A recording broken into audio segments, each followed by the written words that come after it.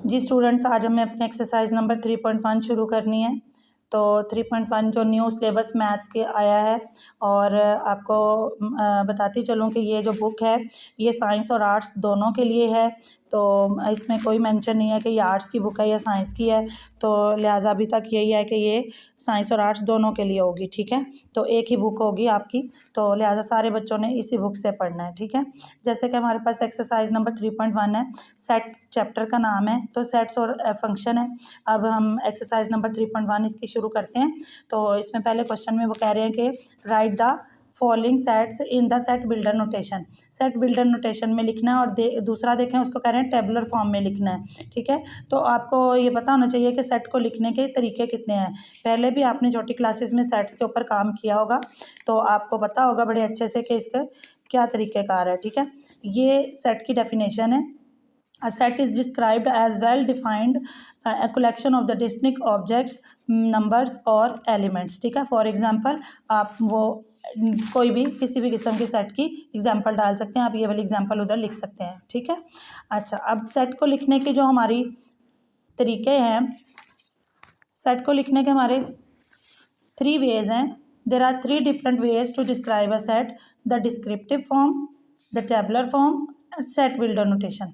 अच्छा, जो descriptive form होता है उसमें हम सिर्फ एलिमेंट्स के साथ उसको लिखते हैं। क्या a set may be described in words, words में बता देते हैं ना। For instance the set of all vowels of the English alphabet, तो ये हमने उसको एग्जाम्पल के तौर पे ये डिस्क्राइब कर रहा है, सेट को डिस्क्राइब करके बता देंगे हम। जैसे कि हम कह दें कि the set of the 9th class girls. ठीक है, तो ये डिस्क्राइब करके उसको इंग्लिश में लिख देंगे स्पेलिंग्स के साथ, तो ये डिस्क्रिप्टिव फॉर्म हो जाएगी।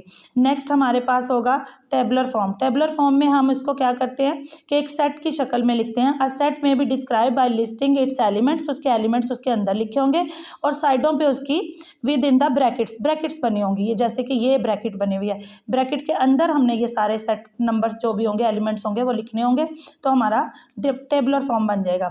नेक्स्ट हमारे पास यही टेबुलर फॉर्म को हम रोस्टर फॉर्म भी कहते हैं, इसका दूसरा नाम रोस्टर फॉर्म है। ठीक है, अच्छा, तीसरा हमारे पास है set builder method. Set builder method को लिखने का ये ख़ास तरीका है कि इसको आपने इसी तरह ब्रैकेट्स के अंदर लिखना है, और इंग्लिश अल्फ़ाबेट का सेट जैसे कि हमने ऊपर डिस्क्रिप्टिव फॉर्म में बताया था, उसी को हम इस तरह लिखेंगे कि x such that x is a vowel of English alphabet set. जो ये वाला वोवल्स का सेट है ना, इसको हमने किस में, सेट बिल्डर नोटेशन में लिख दिया। ठीक है, एक्स सच दैट एक्स के साथ।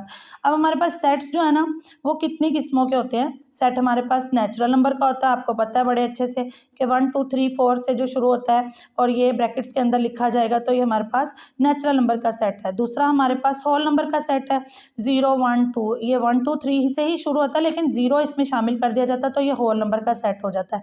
सिमिलरली हमारे पास इंटीजर्स का सेट है, तो ये प्लस और माइनस दोनों की वैल्यूज होती है, और 0 भी इसमें इंक्लूड होता है, तो ये हमारे पास इंटीजर्स का सेट बन जाएगा। इसी तरह हमारे पास ऑड नंबर्स का सेट है, तो ऑड इंटीजर्स जो होते हैं वो प्लस माइनस के साथ सिर्फ वो वाले नंबर जो 2 के टेबल में नहीं आते, तो 1 3 5 ऐसे नंबर हैं जो आपके पास 2 के टेबल में नहीं आएंगे, तो वो हम इसको लिखेंगे ऑड नंबर्स का सेट। इसी तरह इवन नंबर्स होते हैं जो 2 के टेबल में आते हैं, तो 0 हम इसमें शामिल करेंगे, यानी इस वाले सेट को हमने आधा आधा करना होता है।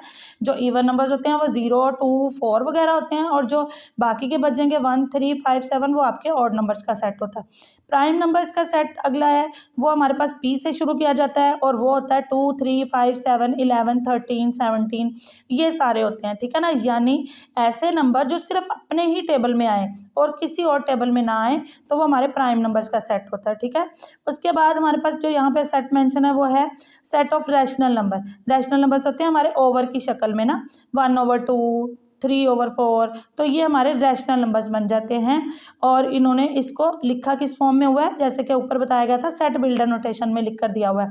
ये हमारे पास सारे टेबुलर फॉर्म है, ये हमारे पास डिस्क्रिप्टिव फॉर्म है, ये टेबुलर फॉर्म है, और ये सेट बिल्डर नोटेशन है। ठीक है, तीनों की एग्जांपल उन्होंने हमें बताई हुई हैं। इसी तरह हमारे पास इर्रेशनल नंबर का सेट है, उसको क्यू डैश से लिखते हैं, और वो कह रहे हैं कि जो ओवर की शक्ल में ना हो। ठीक है, वो हमारे सारे क्या होंगे, इर्रेशनल नंबर होंगे। सबसे बड़ा सेट होता है रियल नंबर्स का सेट, जिसमें हम रैशनल और इर्रेशनल दोनों को इकट्ठा करके लिखते हैं, ये हमारे पास सबसे बड़ा सेट बन जाता है, और इसको हम कहते हैं रियल नंबर्स का सेट। अब हम बात करते हैं अपने सेट को लिखने की, कि सेट, अगर किसी सेट के अंदर सिर्फ एक ही एलिमेंट हो, जैसे फॉर एग्जांपल ये 3, तो हम इसको कहेंगे सिंगलटन सेट, ठीक है। और सैटरडे हो, ए हो, ये 3 हो, ये इसकी एग्जांपल्स हैं जिसमें एक ही नंबर हो। इसी तरह अगर हमारे पास 0 कोई नंबर ना हो, 0 नंबर ऑफ एलिमेंट्स कोई भी किसी किस्म का ना हो, ऐसे खाली हो, तो उसको हम कहते हैं एम्प्टी सेट या नल सेट, या हम कहते हैं वॉइड सेट। तीनों में से कोई एक नाम लिख सकते हैं, तीनों ही यूज़ हो सकते हैं। एग्जाम में कोई भी लिखे व्हाट इज़ वॉइड सेट, तो आप उसको बताएंगे कि ये हमारे पास जो कोई भी नंबर नहीं होता, खाली सेट होता है, उसको हम बोलते हैं अपना वॉइड सेट या एम्प्टी सेट या नल सेट। उसको हम एक और तरीके से भी लिखते हैं, ये ऐसे बना के, ये साइन होता है, ठीक है, फाई का, और इस सूरत में हम इसको लिख देते हैं। नेक्स्ट हमारे पास, अब एक्सरसाइज पे चलते हैं। आज के लिए ये पेपर का टॉपिक इतना काफ़ी था।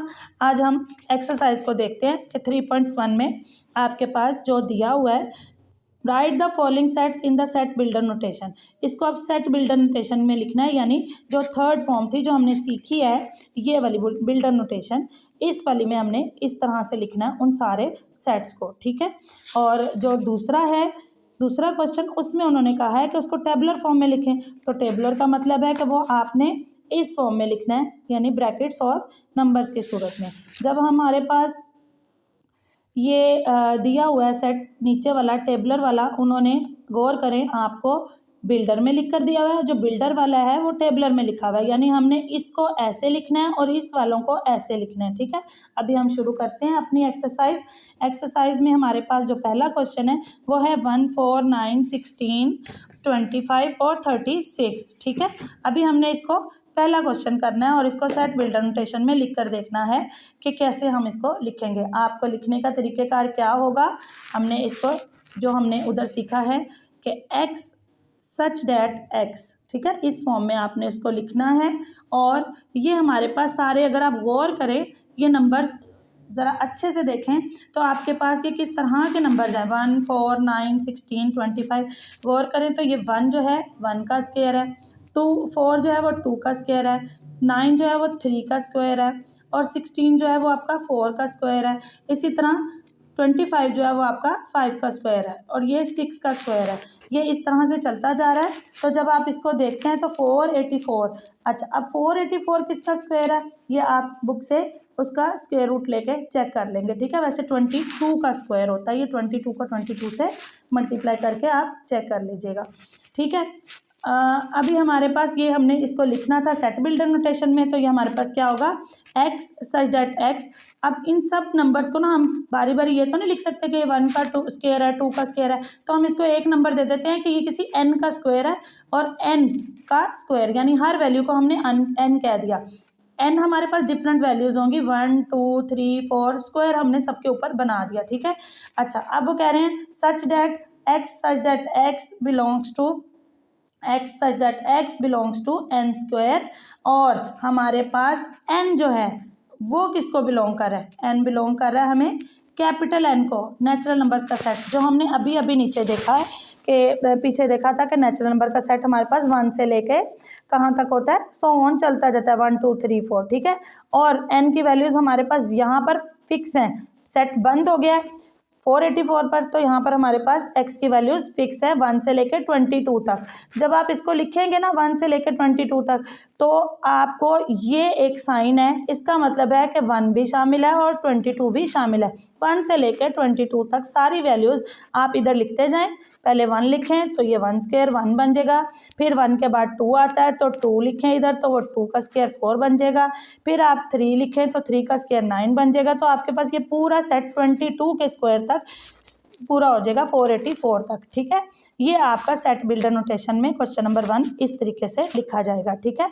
अब हम करते हैं क्वेश्चन नंबर 2, इसका सेकंड पार्ट। सेकंड पार्ट में आप गौर करें, आपके पास दिया गया है 2, 4, 8, 16 और 32, 64, ये इस तरह से क्वेश्चन दिया हुआ 150 तक।